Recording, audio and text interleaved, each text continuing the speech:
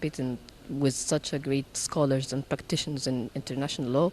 So I think it will be a great opportunity for me and for the participants, as they will get this knowledge to their countries when they get back to their countries.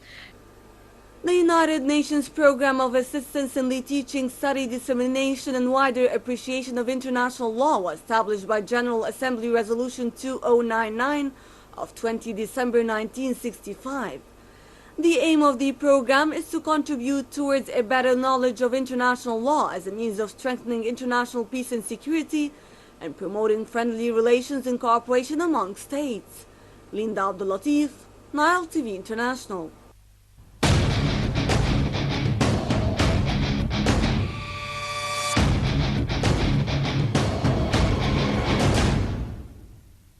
The Ministers of Aviation, Tourism and Communications, as well as representatives of a number of ministries, held a meeting to coordinate efforts to boost tourism.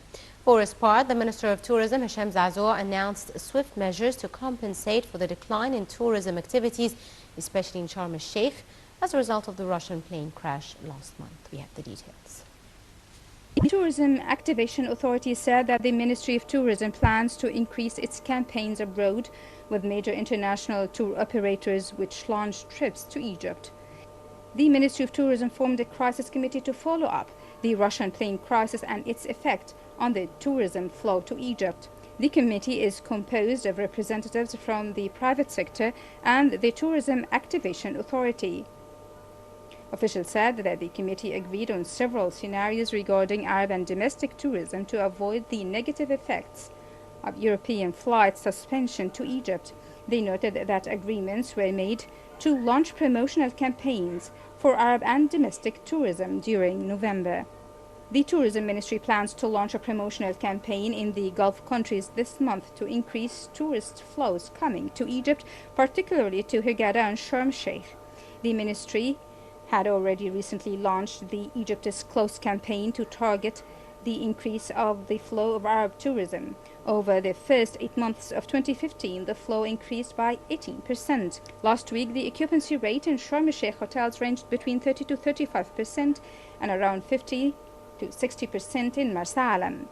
Meanwhile, experts warned of the negative effects of the attacks on Paris on Friday on the inbound tourism from European countries to Egypt in the coming period. European tourism represents about 72% of total inbound tourism to Egypt annually.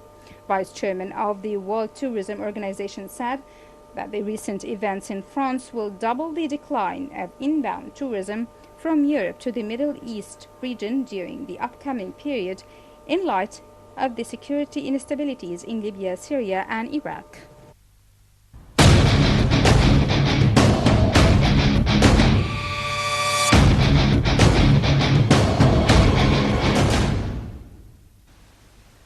The Ministry of Antiquities held a celebration marking the 113th anniversary of the Egyptian Museum. On the occasion, the Ministry of Antiquities offered free entrance for Egyptians, Arabs and foreigners residing in the country as a way of encouraging people to know more about the Egyptian civilization. Nile TV's Linda Abdulatif attended the celebrations and filed in this report. On the 113th anniversary of the establishment of the Egyptian Museum, the Ministry of Antiquities has decided to offer free entry for Egyptians and foreigners living in the country. And on that occasion as well, the Ministry of Antiquities is holding a special celebration marking this occasion. So let's take a look.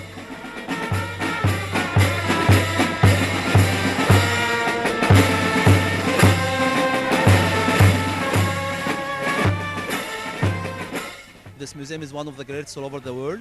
It is the first museum built in Egypt, established to be a museum. The others was palaces and schools and companies. And it has more than 160,000 objects, mainly pharaonic objects. And it's one of the most famous all over the world. So we are very happy to celebrate with the 113th anniversary. It is one of the important days for us. It is the first day to open the museum, a national museum for Egypt. It was 1902, and now we have to send a message for all over the world. The museum is still open for all the visitors all over the world.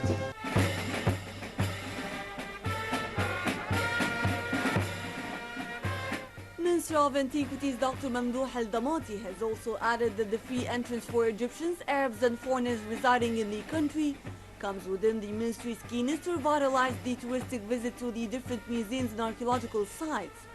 The officials, visitors and tourists from different countries around the world who came to visit the museum were welcomed with flowers upon their entrance, and they came to send a message to the whole world that Egypt is safe. I would like to say that, especially to all the people in Europe and all over the world, please go to Egypt because it's wonderful and it's peaceful here. No worry, friendly people. I feel free to walk around here, so please visit Egypt because it's beautiful. Việt Nam và Ai Cập là hai quốc gia có quan hệ truyền thống với nhau, và Ai Cập mà là một mảnh đất mà có thể nói là có một cái nền văn hóa rất là rực rỡ với rất nhiều những cái điểm du lịch hấp dẫn, và tôi mong là mọi người hãy đến đây. The two countries has very good relationship and has many tourist attractions, and particularly Egypt has a very traditional and historical and attractive venues to be seen by tourists. So my advice to tourists is come to see Egypt.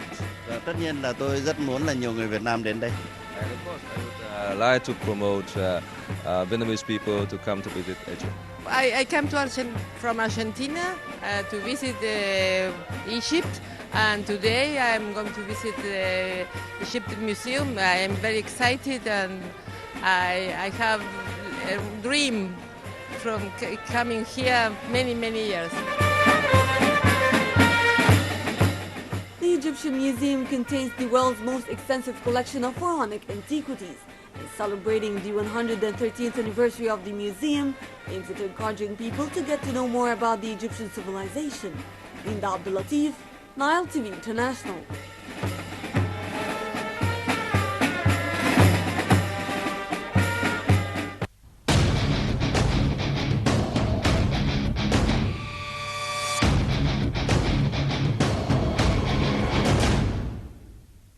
And finally, with the aim of promoting human and social development in Upper Egypt by enhancing knowledge and skills through music, dance, theatre and festivals, the EU is funding a program entitled Children and Youth Access to Culture in Upper Egypt.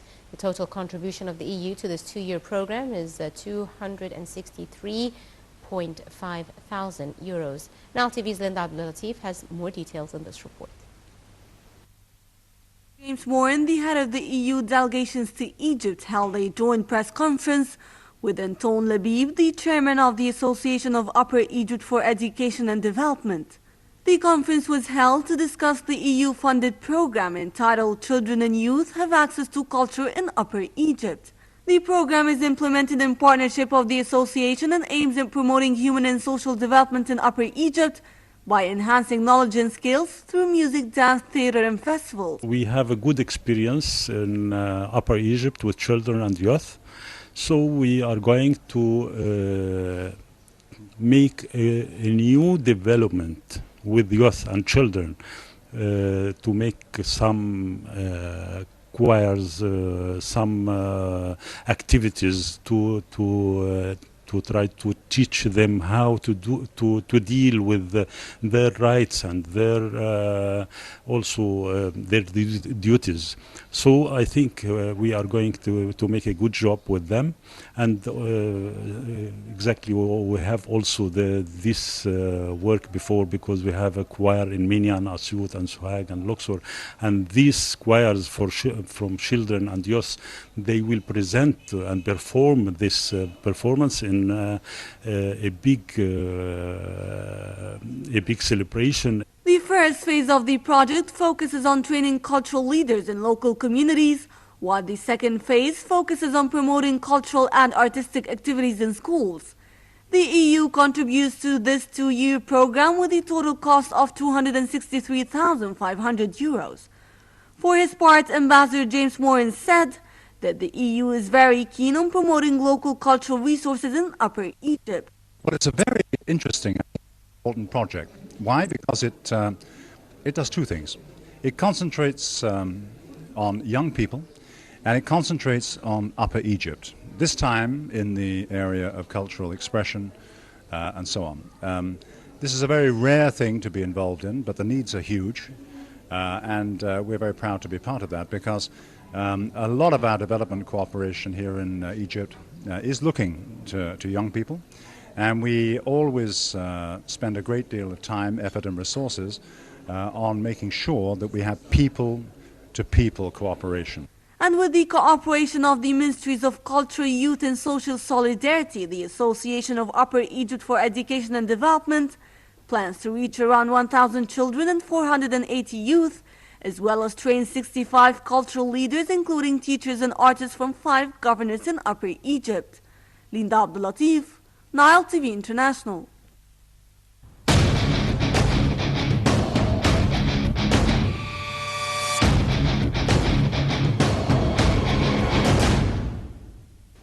With this, ladies and gentlemen, we wrap up today's episode of Inside Egypt, but we would like to hear from you, so do contact us on our Facebook page, .com/InsideEgypt. With that, I wrap up. My name is Angie Meher. Many thanks for joining us.